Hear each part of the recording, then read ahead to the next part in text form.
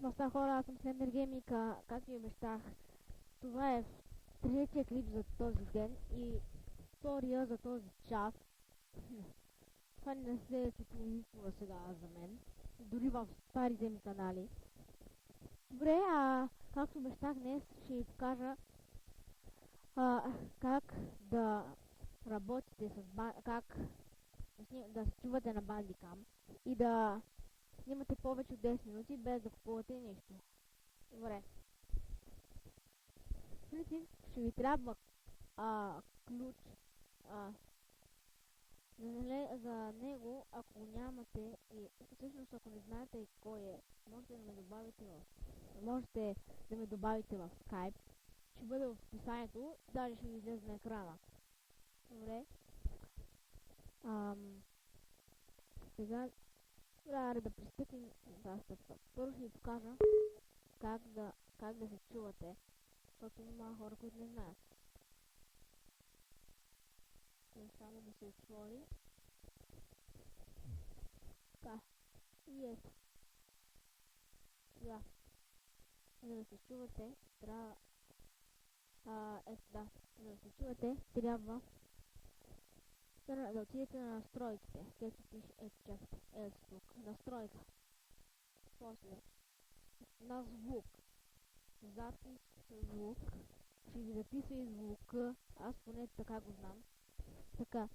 Запис ето тук. Запис със звук. И запиши аудио по време на запис. Ето тук. Да.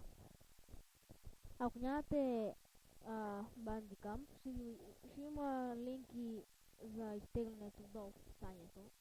Добре, тези двете, запис звук, запиши аудио по време на запис, те са включени. Основно устройство Windows 7, значи поне аз съм на Windows 7, но аз не знам как е. Поне тук аз не съм купил нищо. Микрофон за да чувате там, дето пише вторично устройство, трябва да е на микрофон в скобички C-Media PC и аудио девиз. Така съм го сложил поне и се чувам вече. Значи първото съм го пуснал, второто съм го изключил. Така, веб камера. Тук са настройките, за да ви записва. Повечето от вас ще успеят да се оправят. Логото, тук ясно знам какво се прави, не съм развитил още. Ефекти, аз съм ги добавил, защото е по-забавно. Така. Ето, примерно, когато цъкате левия бутон на Bandicam, тогава снимам с камтасията. Когато цъкнете с левия бутон, ще ви излезе червеничко, когато цъкнете с десния, ще ви излезе при дясно кликване всъщност. Ще ви излезе синьо, поне е по-красиво. Опции тук не пипам нищо, защото може да прецакам програмката.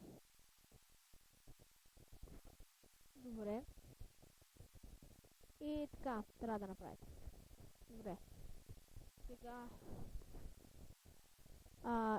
ако нямате ключа,